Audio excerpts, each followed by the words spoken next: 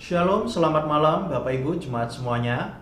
Bersyukur kepada Tuhan di tengah minggu ini kita boleh diberikan kesempatan sekali lagi untuk kita boleh masuk di dalam persekutuan doa malam. Mari kita mempersiapkan diri kita dengan mengambil saat teduh sejenak.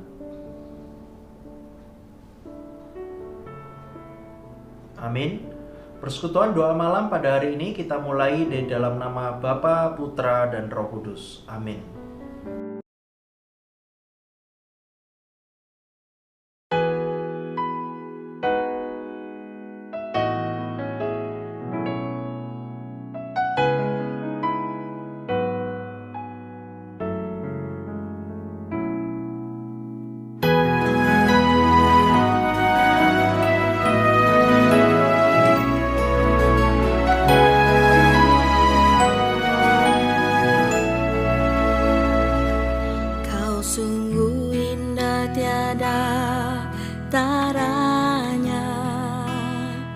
Sungguh menakjubkan,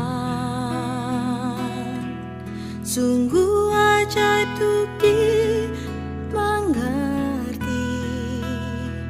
lebih dari semua yang ada. Hikmat-Mu tiada terselami, kasih-Mu dalam tak terduga.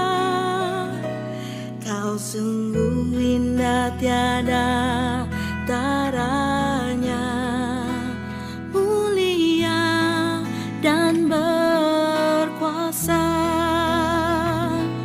Ku kagum hormat akan Engkau, ku kagum hormat akan Engkau. Kau Allah yang layak dipuji, ku kagum akan Engkau.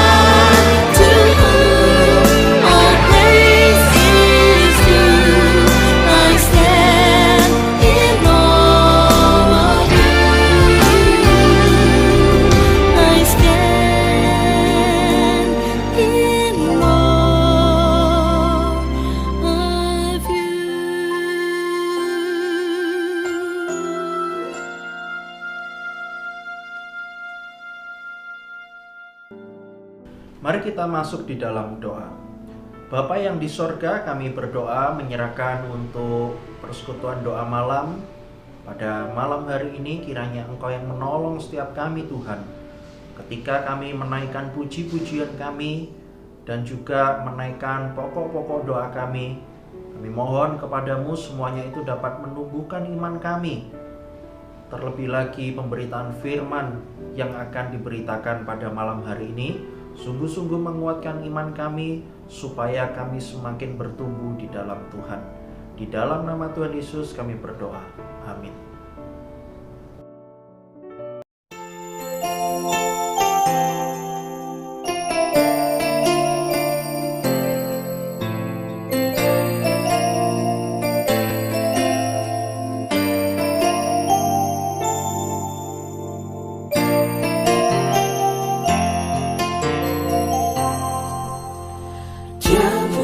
Jalan saat tiada jalan, dengan cara yang ajaib dibukanya jalanku. Dia menuntunku dan memeluk diriku dengan kasih dan kuasanya. Dia buka jalan, Dia buka jalan, Dia buka jalan saat tiada jalan, dengan cara yang ajaib dibukanya jalanku. Dia menuntunku dan memeluk diriku dengan kasih dan kuasanya. Dia buka jalan, Dia buka jalan. Di belantara Dia tetap menuntunku, sampai di gurun aku temui.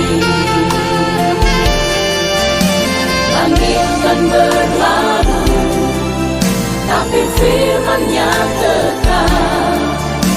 Saat ini Dia buka jalan, Dia buka jalan saat tiada jalan, dengan cara yang ajaib dibukanya jalanku. Dia menuntunku dan memeluk diriku dengan kasih dan kuasanya. Dia buka jalan, Dia buka jalan saat tiada jalan, dengan cara yang ajaib dibukanya jalanku. Dia menuntunku dan memeluk diriku dengan kasih dan kuasanya. Dia buka jalan, Dia buka jalan, dengan kasih dan kuasanya. Dia buka jalan, Dia buka jalan.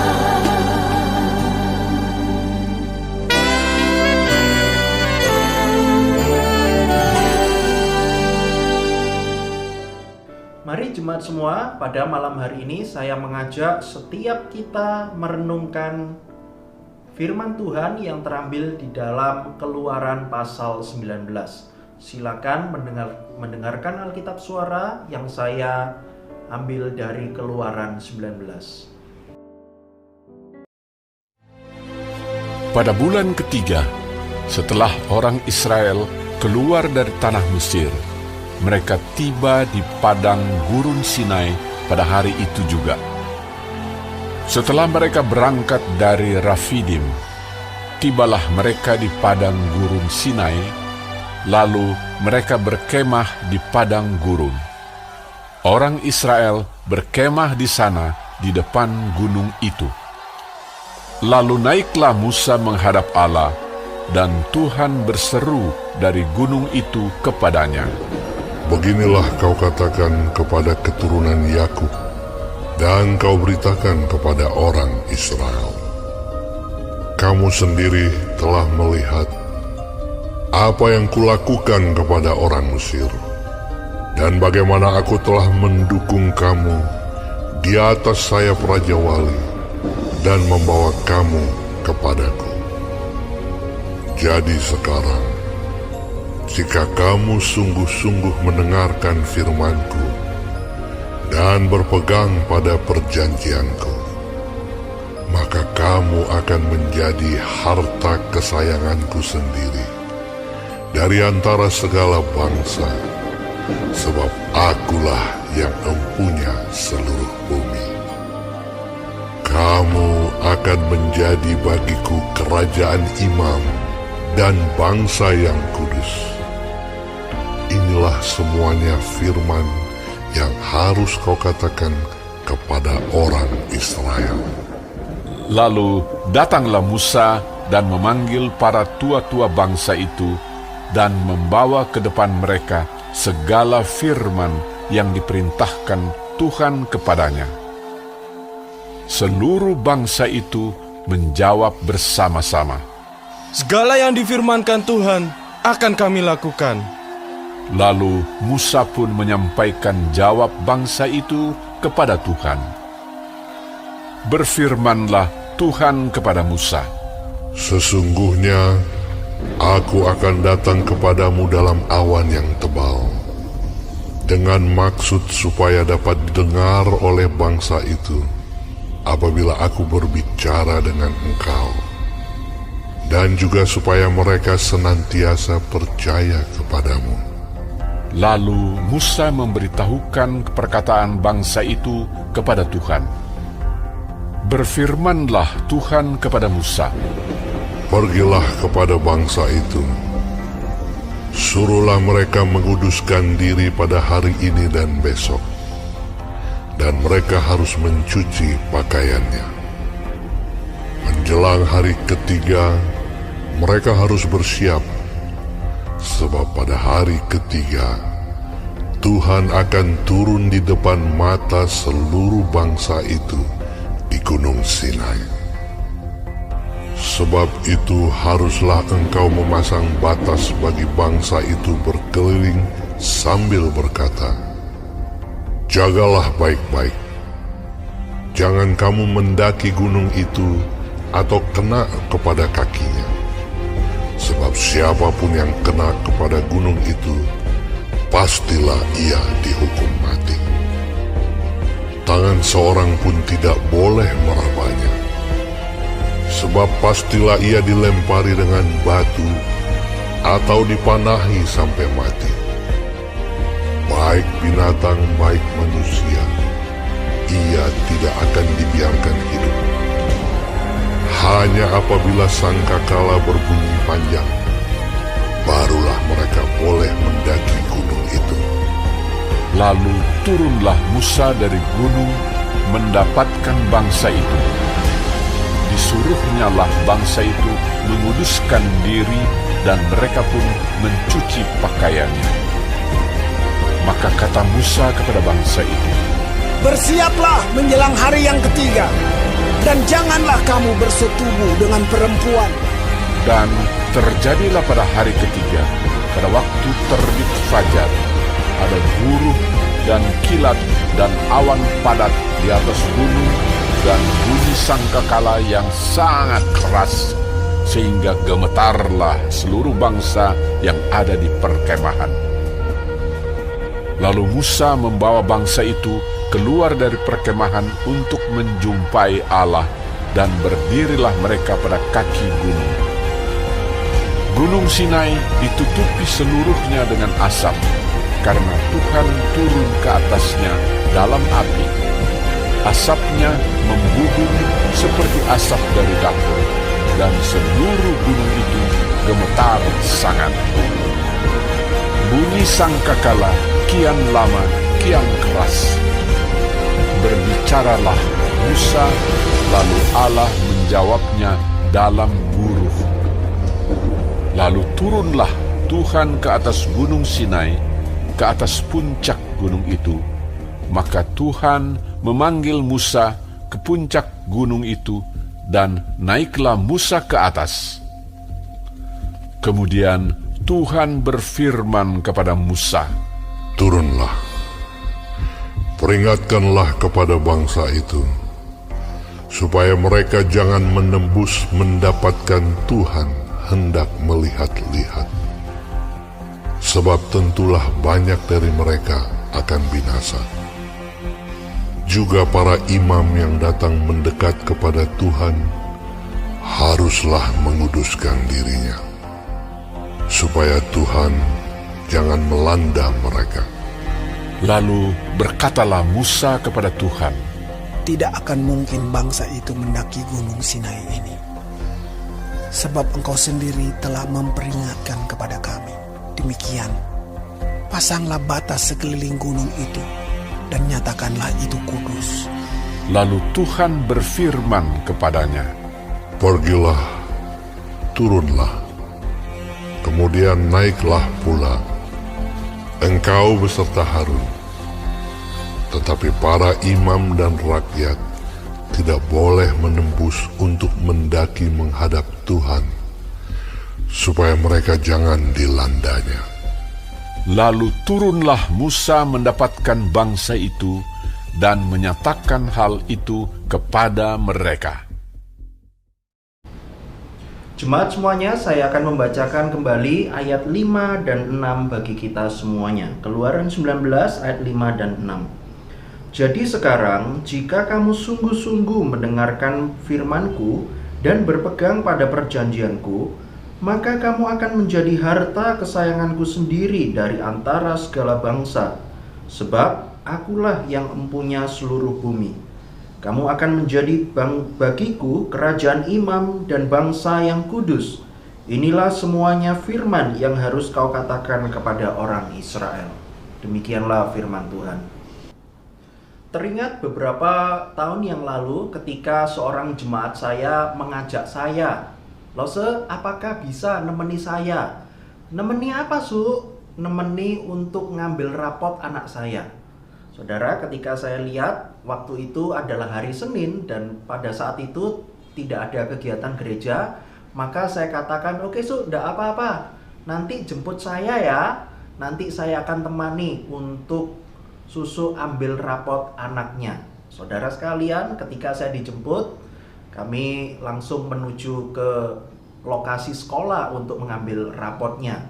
Nanti Lose temani saya ya untuk masuk ke dalam ruang kelas. Nanti saya akan bercakap-cakap sebentar saja kok dengan wali kelasnya, bagaimana perkembangan anak saya selama 1 semester ini. Saudara, sesampainya di sekolah, saya pun juga menemani salah seorang jemaat ini, Susu ini, untuk mengambil rapot anaknya. Jadi ketika itu kami sedikit antri dan pada akhirnya giliran dia. Sebentar saja, lalu setelah itu selesai, kami pulang. Saya tanya, gimana rapotnya? Nilainya bagus atau jelek? Wah, bagus, puji Tuhan, bagus. Selama 1 semester ini anak saya tetap diberikan semangat maupun juga ketekunan di dalam belajar. Wah, oke, bagus. Nanti semester yang kedua ditingkatkan lagi. Oke, saudara sekalian, perjalanan pulang kami lewati sambil ngobrol-ngobrol. Saudara, hampir sampai ke tempat untuk menurunkan saya, Susu ini lalu bilang, Lose, harus balik lagi Lose ke sekolah. Ada yang ketinggalan. Lalu saya tanya, loh, dari sekolah sampai sini sudah jauh-jauh, hampir 1 jam. Tadi agak macet lagi, sekarang harus balik. Iya Lose, ada yang ketinggalan tadi di sekolah. Saya keluarkan 1 barang, tapi saya lupa untuk balik lagi, untuk taruh di kantong. Kami harus balik lagi. Lose, nggak sibuk kan? Balik lagi Lose, nanti setelah itu kita ngobrol-ngobrol lagi di perjalanan. Saudara, kami harus balik lagi ke sekolah yang tadi kami datangi. Di dalam perjalanan tersebut saya tanya, "So, emang apa yang ketinggalan? Kok harus bela-belain langsung balik lagi?" "Aduh, Lose, pulpen saya ketinggalan." Dalam hati saya, "Loh, pulpen emang berapa jumlahnya? Apakah 10 atau 1 lusin?" "Enggak kok, cuma 1. Pulpen cuma 1. Aduh, nanti berhenti aja di fotokopi itu. Beli yang banyak, nanti beli 5 atau beli langsung 1 lusin, enggak apa-apa. Toh harganya pasti lebih murah lah daripada waktu kebuang, daripada nanti bensinnya itu pasti lebih mahal daripada harga pulpen 1 itu. Ngapain harus balik-balik ke sekolah lagi?" "Lose, ini kalau pulpennya harganya cuma Rp2.000 atau Rp3.000, saya nggak bakalan balik. Karena sudah pasti ongkos bensinnya lebih mahal daripada harga pulpen itu." "Tapi Lose tahu nggak?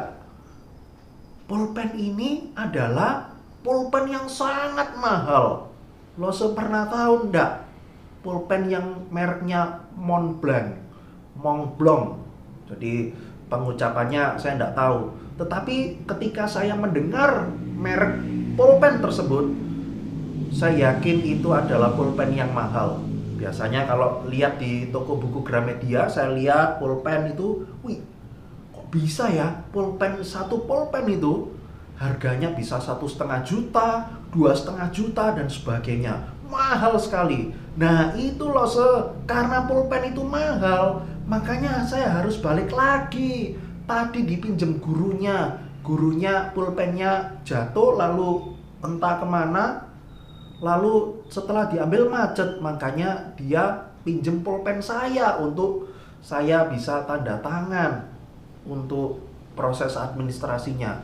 Nah, waktu guru itu minjem, saya lupa untuk ambil balik. Karena itu mudah-mudahan ya pulpen itu bisa segera ketemu dan segera balik. Saudara, sesampainya di sekolah, akhirnya guru itu tetap menyimpan pulpen tersebut lalu dikembalikan ke jemaat saya. Saudara sekalian, dari peristiwa ini kita bisa melihat bagaimana sebuah pulpen yang mungkin bagi setiap kita, kalau pulpen itu murah cuma Rp2.000 atau Rp3.000 seperti yang saya punya, kalau sudah ketinggalan, ya sudahlah, ikhlaskan saja. Nanti di rumah kan ada persediaan pulpen lagi. Toh juga harganya murah kok. Nanti kalau habis, ya nanti bisa beli lagi. Beli 1 lusin sekalian supaya tidak habis-habis setahun. Saudara, tetapi lain halnya kalau pulpen tersebut adalah pulpen yang harganya sangat mahal. Tentu kita harus jaga baik-baik pulpen tersebut. Karena itu adalah sebuah barang yang sangat berharga bagi kita. Saudara sekalian, ketika kita menganggap sebuah barang itu sangat berharga, mungkin karena nilai di dalam barang tersebut. Karena mungkin, papa atau mama kita yang ngasih, karena itu ini sangat berharga, ada nilai di dalam sebuah barang tersebut. Ataukah mungkin harganya mahal sekali. Karena saking mahalnya, maka kita eman-eman untuk barang tersebut supaya tidak lecet, tidak rusak dan sebagainya. Saudara sekalian, ketika kita punya sebuah barang kesayangan, kita pasti akan jaga barang itu baik-baik. Kita tidak mungkin sembarangan untuk meninggalkan barang tersebut di tempat yang keleleran, yang geletakan dan sebagainya. Tidak mungkin. Ataukah mungkin ketika ada seseorang yang meminjam, kita tidak akan dengan mudah meminjamkan barang tersebut. Karena itu adalah barang yang berharga bagi saya. Demikian jugalah setiap kita umat Tuhan. Dikatakan tadi di dalam Keluaran 19 ayat 5 khususnya, di situ dikatakan bahwa Tuhan itu menyebut orang Israel sebagai harta kesayangan Tuhan sendiri. Dan itu betul-betul sangat jelas dengan apa yang sudah Tuhan lakukan kepada orang Israel. Saudara sekalian, dikatakan di dalam ayat 5 tadi, dikatakan begini. Maka kamu akan menjadi harta kesayanganku sendiri dari antara segala bangsa. Orang Israel adalah sebagai harta kesayangan Tuhan sendiri dari antara segala bangsa. Saudara, kita meyakini selain bangsa Israel yang hidup pada zaman tersebut, ada begitu banyak bangsa-bangsa di sekitar orang Israel. Paling tidak kita bisa mengenal bangsa Mesir yang jauh lebih besar, yang jauh lebih kuat daripada orang Israel. Tetapi justru Alkitab mengatakan bahwa bukan bangsa Mesir yang menjadi umat pilihanku. Aku memilih orang Israel. Bangsa Israel menjadi umat pilihanku. Dan ayat 5 dikatakan bahwa engkau adalah harta kesayanganku. Saudara, bukankah ini adalah sebuah hal yang istimewa yang Tuhan buat kepada orang Israel? Kita berpikir bahwa mungkin Tuhan itu pilih orang Israel, umat Israel itu karena memang umat Israel itu adalah bangsa yang baik. Sedangkan bangsa-bangsa yang lain, bangsa-bangsa yang di sekitar orang Israel itu karena jahat. Makanya Tuhan itu tidak akan pilih mereka. Saudara sekalian, ternyata tidak seperti itu cara Tuhan memilih. Tuhan memilih itu tanpa syarat. Bangsa Israel itu tidak lebih baik daripada orang-orang atau bangsa-bangsa di sekitarnya. Tetapi justru pada saat itulah Tuhan mengatakan, engkau, bangsa Israel, engkau itu adalah harta kesayanganku sendiri.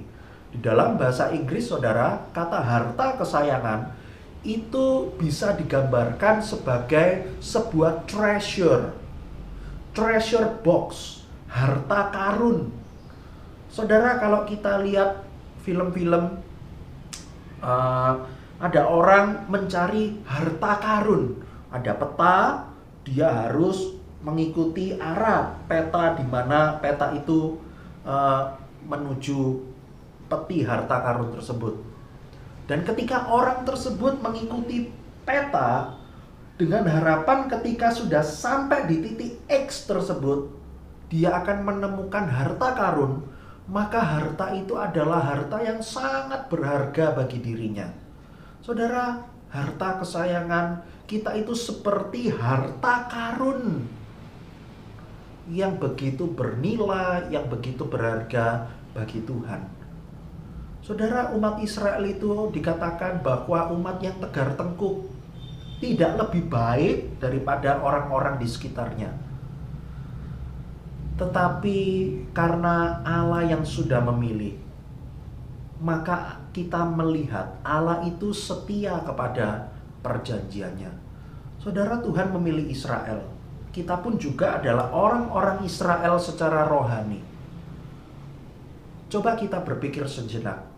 Kenapa ya kok Tuhan pilih saya?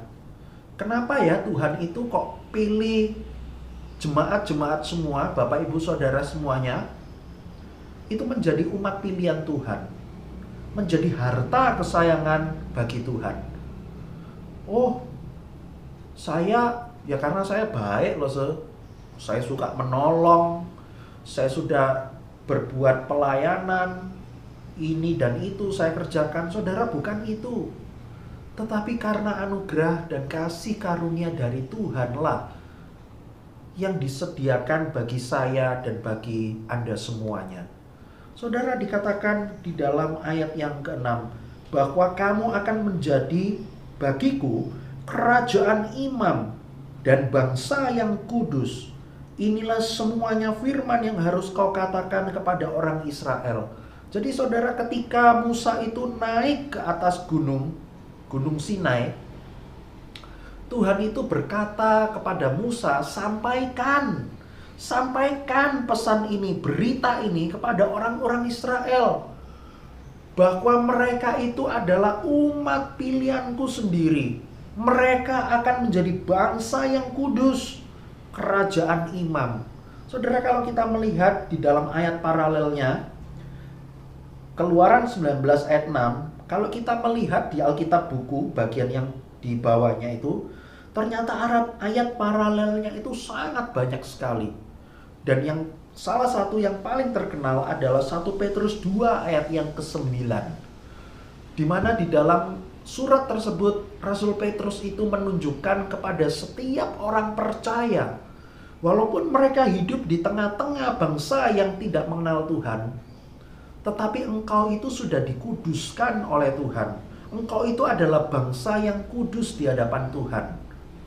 Engkau tidak sama dengan orang-orang di sekitarmu. Dan bagi Tuhan, engkau akan dijadikan sebagai kerajaan imam. Saudara sekalian, bukankah ini adalah sebuah hal yang sangat istimewa, yang sangat baik bagi setiap kita? Saudara sekalian, firman Tuhan hari ini mengingatkan saya dan mengingatkan kita semuanya. Betapa berharganya kita di hadapan Tuhan. Saudara, saya coba untuk berpikir sejenak ketika selama saya hampir 2 minggu ini isoman karena Omikron ini ya, COVID Omikron ini. Saya pikir-pikir, saya isoman sendiri di rumah itu hampir 2 minggu. Memang tidak sampai 2 minggu, tidak sampai 14 hari.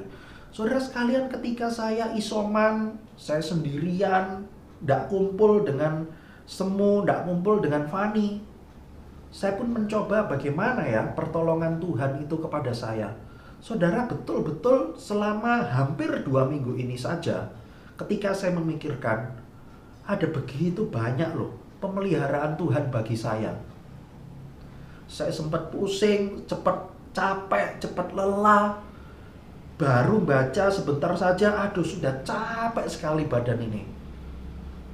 Ketika harus ngetik, buat PowerPoint dan sebagainya, aduh, cuma kerja tidak sampai setengah jam. Bayangkan saudara, tidak sampai setengah jam. Padahal ngetik itu kan sambil duduk, tidak mungkin sambil berdiri lalu jalan-jalan lari-lari, tidak mungkin.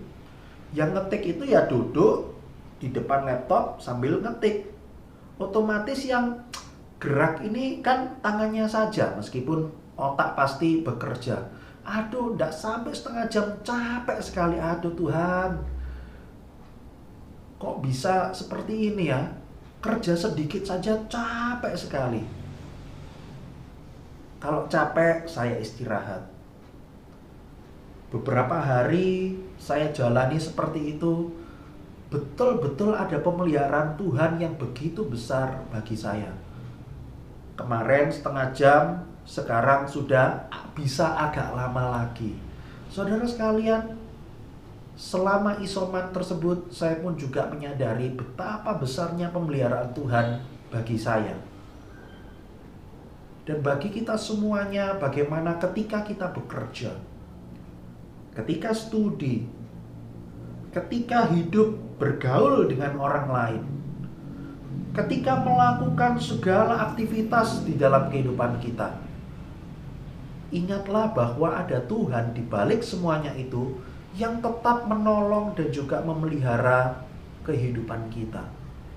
Saudara sekalian, ketika saya pun juga isoman, saya pun juga menyadari, aduh Tuhan, sengsara sekali ya. Kalau saya itu tidak bisa beraktivitas secara normal, tidak bisa jalan kemana, tidak bisa pergi kemana, karena tidak mungkin, karena nanti nulari orang lain. Aduh saudara, hidup sendirian selama 2 minggu tersebut begitu menyiksa. Ada Semu dan ada Fani di dekat saya, tetapi tidak bisa ketemu. Bisanya cuma lihat dari kejauhan. Aduh saudara, pada saat itulah saya melihat manusia itu betul-betul butuh orang lain. Manusia dapat butuh orang lain. Kita pun meyakini, kita pun juga terlebih lagi membutuhkan Tuhan di dalam kehidupan kita. Saudara, biarlah malam hari ini firman Tuhan ini mengingatkan setiap kita bahwa kita itu adalah harta kesayangan Tuhan sendiri. Kita berharga di hadapan Tuhan. Kita itu adalah sebagai harta karun dari Tuhan sendiri. Maka apa yang harus kita lakukan? Saudara, ayat 5a berkata demikian. Jadi sekarang jika kamu sungguh-sungguh mendengarkan firman-Ku dan berpegang pada perjanjianku. Saudara, ada sebuah hal yang menjadi tanggung jawab bagi setiap kita, yaitu kita melakukan firman Tuhan. Kita bukan cuma mendengar saja, tetapi melakukan. Lalu juga kita berpegang kepada perjanjian Allah. Saudara, biarlah Roh Kudus menolong setiap kita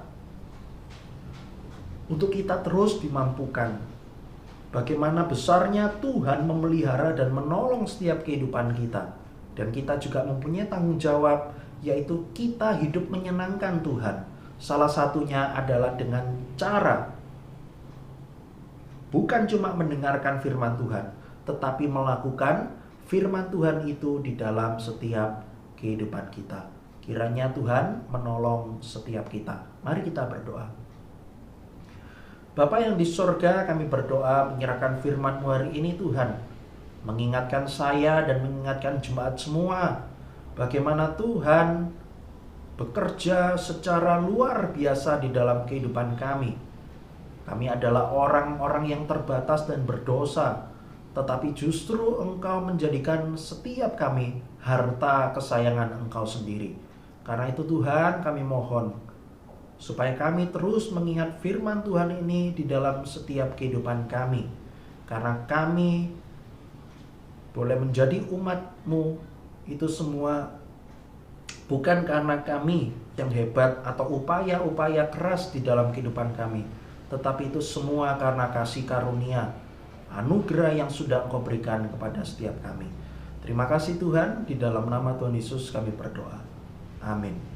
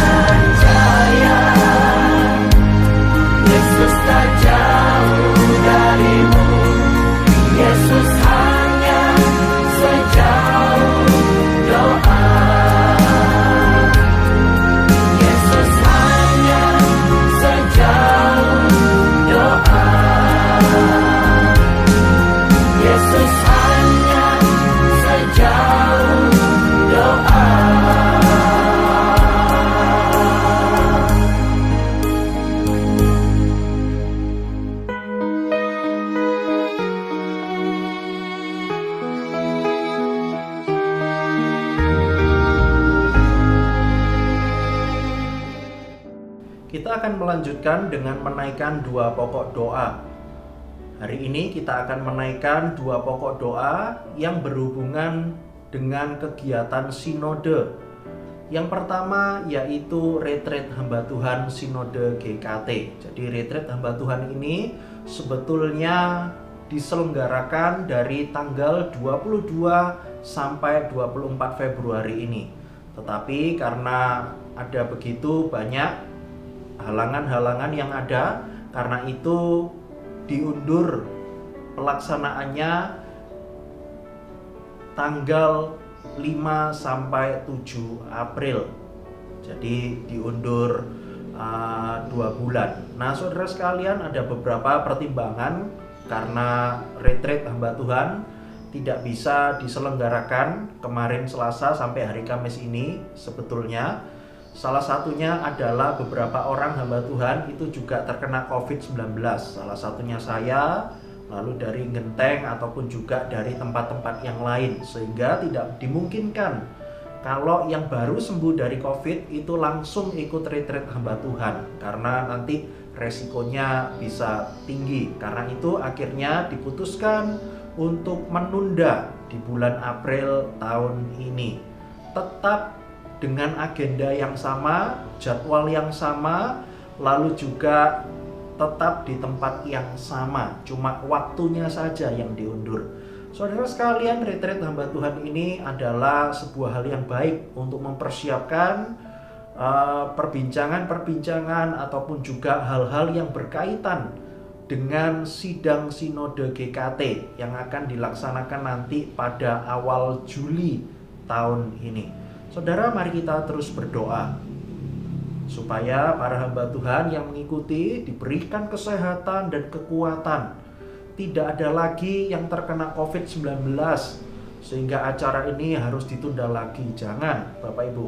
Saudara, mari kita doakan supaya retreat hamba Tuhan tetap dapat terlaksana dengan baik nanti di Kota Batu.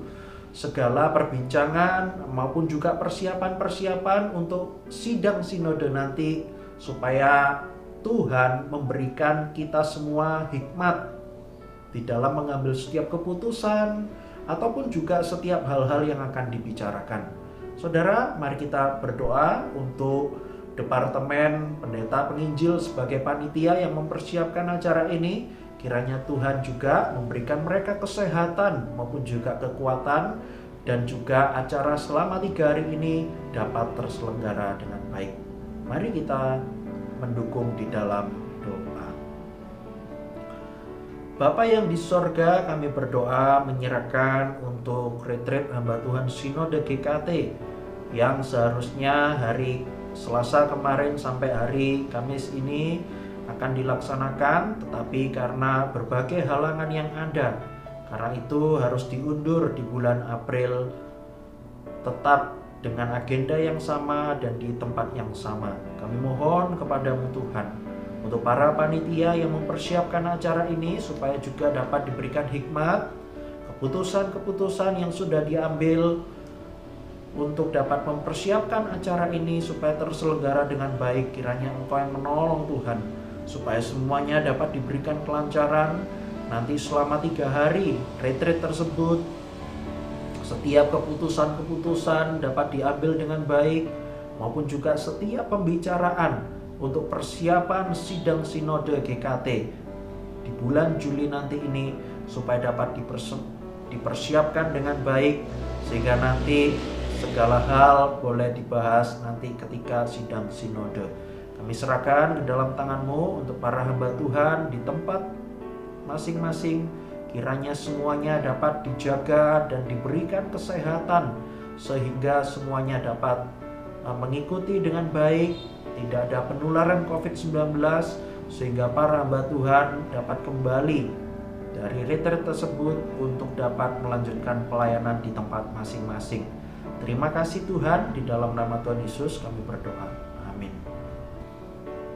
Pokok doa yang kedua yaitu berkaitan dengan penabisan pendeta. Saudara, nanti tanggal 24 Februari tahun 2022 di GKT Hosana Surabaya itu nanti hari Kamis besok ini akan dilaksanakan 5 orang penginjil yang akan ditabiskan menjadi hamba Tuhan atau pendeta sinode GKT. Lalu juga yang akan dilaksanakan di GKT Banyuwangi nanti tanggal 3 Maret yaitu penginjil Yafet. Nah, ini adalah gawe kita sendiri kalau tanggal 3. Saudara, ada 6 orang penginjil yang akan ditabiskan menjadi seorang pendeta. Nanti waktu selanjutnya juga akan ada lagi, tetapi masih belum diketahui tanggal dan juga tempat di mana mereka akan ditabiskan. Nah, yang paling dekat adalah 6 orang ini. Siapa saja mereka? Yaitu 6 orang ini. Yang pertama juga jelas kita tahu penginjil Yafet. Lalu 5 orang lainnya yaitu penginjil Andri, itu dari GKT Hosana Surabaya. Penginjil Danang itu dari GKT Kepanjen. Penginjil Dwida itu dari GKT Lawang. Penginjil Foni dari GKT Ambulu. Lalu yang kelima yaitu yang keenam yaitu penginjil Justin Ana, itu penginjil Sarah dari GKT Pos PI Bangil. Saudara, sebentar lagi ada 6 orang penginjil yang akan ditabiskan menjadi seorang pendeta sinode GKT. Mari saudara, kita akan berdoa 6 orang ini, juga khususnya untuk penginjil Yafet yang akan ditabiskan di GKT Banyuwangi di gereja kita. Lalu juga kita doakan untuk 5 orang lainnya ketika mereka sudah ditabiskan, nanti besok ini mereka akan ditabiskan, mereka kembali dapat melayani jemaat mereka di tempat masing-masing. Saudara, mari kita juga terus berdoa. Bukan hanya diri mereka saja, tetapi keluarga mereka. Kita doakan untuk keluarga mereka supaya dapat memberikan dukungan, baik itu di dalam pelayanan maupun juga kehidupan sehari-hari, supaya mereka pun juga terus dikuatkan di dalam iman, mereka dapat menggembalakan jemaat-jemaat Tuhan dengan baik, dan juga ketika mereka memimpin sakramen itu dapat memberikan kekuatan iman sehingga jemaat-jemaat boleh bertumbuh untuk semakin mengenal Tuhan Yesus. Saudara, mari kita akan doakan untuk acara sinode yang kedua ini. Mari kita berdoa. Bapa yang di sorga, kami berdoa menyerahkan besok akan dilaksanakan upacara penabisan pendeta sebanyak 5 orang yang akan ditabiskan menjadi pendeta sinode GKT. Kami mohon kepadamu Tuhan, berkati untuk penginjil Andri, penginjil Danang, penginjil Dwida, penginjil Foni, dan juga penginjil Sarah yang mereka akan ditabiskan menjadi pendeta. Kami mohon kepadamu Tuhan, bukan cuma untuk diri mereka saja, tetapi keluarga mereka, supaya juga dapat dipakai oleh Tuhan untuk dapat mendukung pelayanan dari keluarga mereka ini.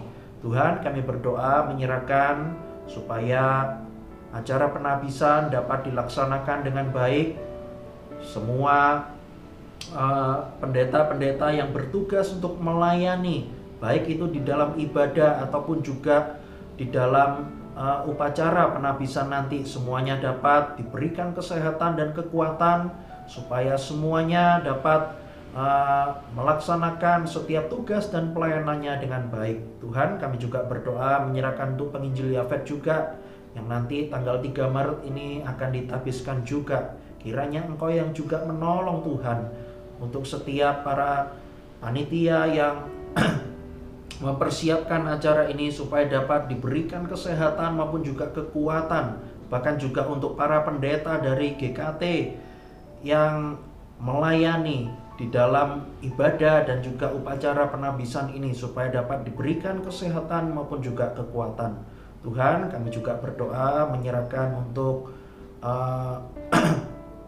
ke-6 orang ini yang akan ditabiskan nanti, semuanya dapat melayani kembali di jemaat mereka masing-masing, dan ketika mereka memimpin sakramen, kiranya semuanya itu dapat membawa berkat yang besar bagi jemaat-jemaat yang dilayani. Kami menyerahkan ke dalam tangan-Mu Tuhan, biarlah ketika mereka ditabiskan menjadi seorang pendeta, pelayanan mereka lebih efektif dan begitu banyak orang yang dapat mengenal Tuhan Yesus melalui pelayanan mereka berenam. Kami juga berdoa menyerahkan untuk nanti di tanggal selanjutnya akan ada beberapa orang yang akan ditabiskan lagi. Kiranya Engkau juga memberkati untuk setiap persiapan-persiapan yang ada. Terima kasih Tuhan, di dalam nama Tuhan Yesus kami berdoa. Amin. Demikian persekutuan doa malam pada hari ini telah selesai. Silakan mengambil saat teduh. Tuhan Yesus memberkati.